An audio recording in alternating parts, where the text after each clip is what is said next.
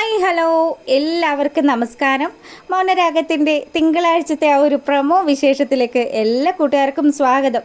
അങ്ങനെ നമ്മുടെ പ്രകാശനെ സ്റ്റേഷനിൽ കൊണ്ടുവന്നിട്ട് ആ പോലീസുകാരൻ പ്രകാശൻ്റെ ഭാര്യയെക്കുറിച്ചിട്ടും അതുപോലെ തന്നെ മുൻ ഭാര്യയായിരുന്ന ലക്ഷ്മിയെക്കുറിച്ചിട്ടുമുള്ള കാര്യങ്ങളൊക്കെ പറയുകയാണ്. ആ സമയത്താണ് നമ്മുടെ പ്രകാശന് ഏത് വഴിക്കാണ് തനിക്ക് പണി കിട്ടിയത് എന്നുള്ള കാര്യം മനസ്സിലായത്. എന്തായാലും ലക്ഷ്മി ഈ നാട്ടിൽ വന്നത് എനിക്ക് തന്നെ മുട്ടം പണി തരാനായിട്ടാണ് എന്നുള്ള കാര്യം പ്രകാശൻ അവിടെ വെച്ച് മനസ്സിലാക്കുകയാണ്. അപ്പോൾ ഈ സമയത്ത് നമ്മുടെ പ്രകാശനോട് പോലീസുകാരൻ ചോദിച്ചു, എടോ സത്യം പറയും, ഇത് തൻ്റെ ഭാര്യയല്ലേ എന്ന് ചോദിക്കുക. അതേ സാറേ, ആയിരുന്നു. പക്ഷേ 10-25 വർഷം മുന്നേ ഞങ്ങൾ ബന്ധം പിരിഞ്ഞതാണ്. ഇപ്പം ഞാനും ഇവരും തമ്മിൽ യാതൊരുവിധ ബന്ധവും ഇല്ല. എടാ പ്രകാശ, അങ്ങനെ നമ്മൾ തമ്മിൽ എപ്പോഴാണ് ബന്ധം പിരിഞ്ഞത്? ഞാനും നീയും തമ്മിലുള്ള ബന്ധം ഇപ്പോഴും നിലനിൽക്കുന്നുണ്ടല്ലോ. അങ്ങനെ നിൽക്കുന്ന സമയത്തല്ലേ നീ മറ്റൊരുത്തിയെ കെട്ടിയത്? അവളെ കെട്ടി അവളുടെ ജീവിതം കുട്ടിച്ചോറാക്കിയിട്ട് ഇപ്പതാ അവൻ അടുത്ത വിവാഹത്തിന് ഒരുങ്ങുക. നിനക്ക് ഇത് തന്നെയാണോ തൊഴിലെന്ന് ലക്ഷ്മിയമ്മ ചോദിക്കുക. അപ്പോൾ ലക്ഷ്മി ഈ കാര്യം ചോദിക്കുമ്പോഴത്തേക്കിനും പ്രകാശനാണെങ്കിലോ, ഈ കുരിശ് എന്തിനാണാവോ ഈ ചെന്നൈന്ന് ഇങ്ങോട്ട് കുറ്റിയും പറിച്ച് വന്നിരിക്കുന്നത്? എൻ്റെ ജീവിതത്തിൽ മഹാഭാഗ്യം വരേണ്ടതായിരുന്നു. അത് ഇവൾ ഒറ്റൊരുത്തിയാണ് നശിപ്പിച്ച് നാറാണക്കല്ലാക്കി വെച്ചിരിക്കുന്നത്. സാറേ, എനിക്ക് മറ്റൊന്നും പറയാനില്ല. ഞാനും ഇവളും തമ്മിൽ യാതൊരുവിധ ബന്ധവും ഇല്ല എന്ന് ലക്ഷ്മിയുടെ മുഖത്ത് നോക്കിയും അതുപോലെ തന്നെ പോലീസുകാരൻ കേൾക്കാനായിട്ട് അയാളോടും കാര്യങ്ങൾ പറയുക പ്രകാശൻ്റെ ഈ വർത്തമാനമൊക്കെ കേൾക്കുമ്പോഴത്തേക്കിനും ലക്ഷ്മിക്ക് നല്ല ദേഷ്യം വരിക. സാറേ, ഇതുപോലെയുള്ള ഒരുത്തൻ ഇവൻ്റെ രണ്ടാം ഭാര്യയിടും അവരിലുണ്ടായ ആ കുഞ്ഞിനോടും കാണിച്ച ക്രൂരതകൾ അതെത്രമാത്രം ഉണ്ടായിരുന്നു എന്ന് സാറിന് അറിയാമോ എന്ന് ചോദിക്കുക. കുറേയൊക്കെ ഇവരുടെ പോലീസ് കേസും കാര്യങ്ങളും ഒക്കെ എനിക്കും അറിയാവുന്നതാണ് മാഡം. എന്തായാലും പ്രകാശൻ എന്ന് പറയുന്ന ആളെ നിങ്ങൾ തന്ന പരാതി അനുസരിച്ച് ഞങ്ങൾ പൊക്കിയിട്ടുണ്ട്. ഇനി കാര്യങ്ങളൊക്കെ വിശദമായിട്ട് പഠിച്ചതിന് ശേഷം ഇവനെതിരെ എന്ത് ചാർജ് ചെയ്യണമെന്നുള്ളത് ഞങ്ങൾ നോക്കിക്കോളാമെന്നും പറഞ്ഞ് ആ പോലീസുകാരൻ കാര്യങ്ങൾ സംസാരിച്ചു. ലക്ഷ്മിയമ്മയാണെങ്കിലോ ഈ ലോക്കപ്പിലാക്കിയ പ്രകാശനെ നോക്കി അവിടെ ഇങ്ങനെ നിൽക്കുക. അപ്പോൾ പ്രകാശൻ ലക്ഷ്മിയുടെ നേരെ ഒരു വെല്ലുവിളി ഉയർത്തി. അതേ, നീ എന്താ എന്നെക്കുറിച്ച് കരുതിയിരിക്കുന്നത്? ഞാൻ ആ പണ്ടത്തെ പ്രകാശനാണെന്നാണോ? ഞാനേ ഇപ്പോൾ ഒരുപാട് മാറിക്കഴിഞ്ഞു. എടാ, നീ പണ്ടത്തെ പ്രകാശനാണ്, അതിലൊരു മാറ്റവും ഇല്ല. അങ്ങനെ ആയതുകൊണ്ടാണല്ലോ നീ വീണ്ടും ഒരുത്തിയെ കല്യാണം കഴിക്കാൻ ഒരുങ്ങിയത്. നീ എൻ്റെ അടുത്ത് നിന്നും എൻ്റെ ചോരക്കുഞ്ഞിനെ ഉപേക്ഷിച്ച് നീ കടന്നു കളഞ്ഞതല്ലേ. എന്നിട്ട് നീ ഈ നാട്ടിൽ വന്ന് പാവപ്പെട്ട ഒരു പെണ്ണിനെ തകർത്ത് കളഞ്ഞു. അവളിൽ 3-4 മക്കളെയും സൃഷ്ടിച്ചിട്ട് ഇപ്പം അവളെ ഉപേക്ഷിച്ച് വേറൊരുത്തിയെ കെട്ടാൻ പോവല്ലേ. നിന്നെ പോലെയുള്ള ഒരുത്തന് ഈ ശിക്ഷയൊന്നും കിട്ടിയാൽ പോരാ. നീ എന്തായാലും നരകിക്കാൻ കിടക്കുന്നതേ ഉള്ളൂ. എടി ലക്ഷ്മി, നിനക്കറിയില്ല ഞാൻ ആരാണെന്നുള്ളത് നിനക്ക് താമസിയാതെ കാണിച്ചു തരാം. ഞാൻ വിവാഹം കഴിക്കാൻ പോകുന്നതുണ്ടല്ലോ, ചില്ലറക്കാരിയല്ല, ഒരു കോടീശ്വരിയാണ്. അവളെ കൊണ്ട് സാധിക്കും നിന്നെ ഒതുക്കാനെന്നൊക്കെ പറഞ്ഞു. അപ്പം ലക്ഷ്മിയമ്മയാണ് മഹാലക്ഷ്മി എന്നുള്ള കാര്യം ഈ പൊട്ടന് മനസ്സിലായിട്ടില്ല. അതുകൊണ്ട് തന്നെ ഇവൻ വലിയ വെല്ലുവിളിയൊക്കെ നടത്തുമ്പം നമ്മുടെ ലക്ഷ്മിയമ്മ അവനെ പുച്ഛിച്ച് തള്ളുകയാണ്.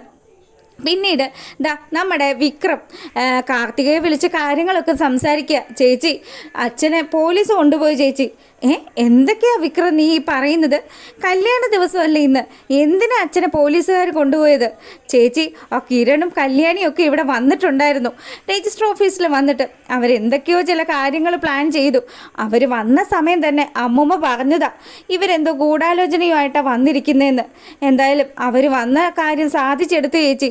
അച്ഛനെതിരെ എന്തോ ഒരു കള്ള പരാതി കൊടുത്തു. അങ്ങനെ അച്ഛനെ പോലീസുകാർ കൊണ്ടുപോയി എന്നൊക്കെ നമ്മുടെ വിക്രം കരഞ്ഞു പറഞ്ഞതനുസരിച്ച് കാർത്തിക പോലീസ് സ്റ്റേഷനിലേക്ക് വരികയാണ്. അപ്പോൾ കാർത്തിക ചേച്ചി വന്നു കഴിഞ്ഞാൽ അച്ഛനെ രക്ഷപ്പെടുത്തുമെന്നുള്ള ഒരു ഉറപ്പുണ്ട് നമ്മുടെ വിക്രത്തിന്. അങ്ങനെ അവിടെ എത്തിയ നമ്മുടെ കാർത്തിക ലക്ഷ്മിയമ്മയുമായിട്ട് കൂടിക്കാഴ്ച നടത്തുക.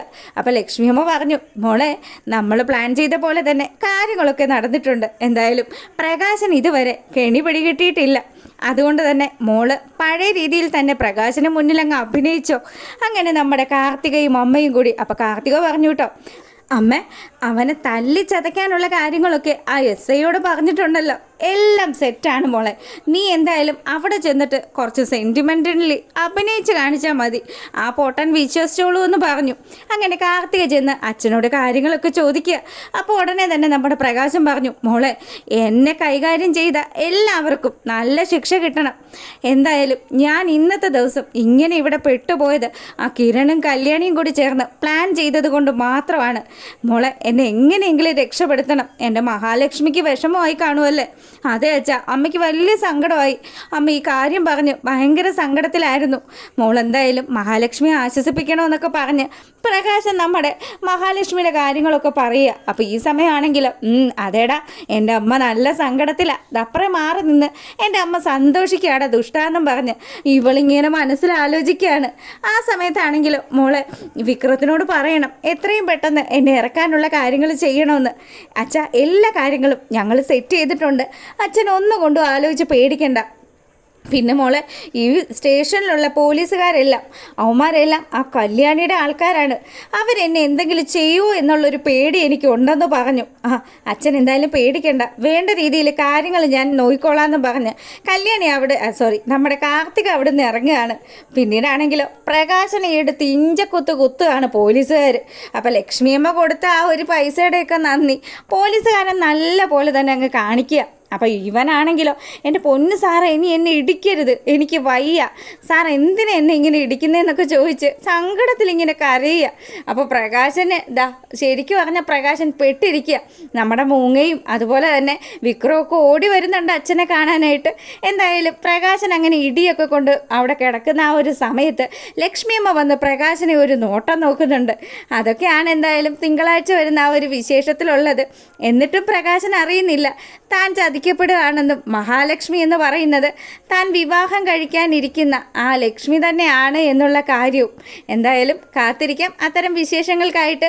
എൻ്റെ വീഡിയോസ് ഇഷ്ടമാകുകയാണെങ്കിൽ ഒന്ന് ലൈക്ക് ചെയ്യാനും അതുപോലെ തന്നെ സബ്സ്ക്രൈബ് ചെയ്യാത്ത കൂട്ടുകാരൊക്കെ ഒന്ന് സബ്സ്ക്രൈബ് ചെയ്തുകൂടെ സപ്പോർട്ട് ചെയ്യണം. അപ്പോൾ എല്ലാവർക്കും നല്ലൊരു രാത്രി ആശംസിക്കുകയാണ്. അപ്പോൾ എന്തായാലും നമ്മൾ അടുത്ത ദിവസം, ഇത് നെക്സ്റ്റ് വീക്ക് പ്രൊമോ എത്തിയിട്ടില്ല, ആ വിശേഷങ്ങളും ഒക്കെ ആയിട്ട് വരുന്നതായിരിക്കും. എന്തായാലും നാളെ രാവിലെ ഇടാം. അപ്പോൾ എല്ലാവരും കാത്തിരുന്ന് കാണണേ. എല്ലാവർക്കും നല്ലൊരു രാത്രി ആശംസിച്ചുകൊണ്ട് ഒരിക്കൽ കൂടി താങ്ക്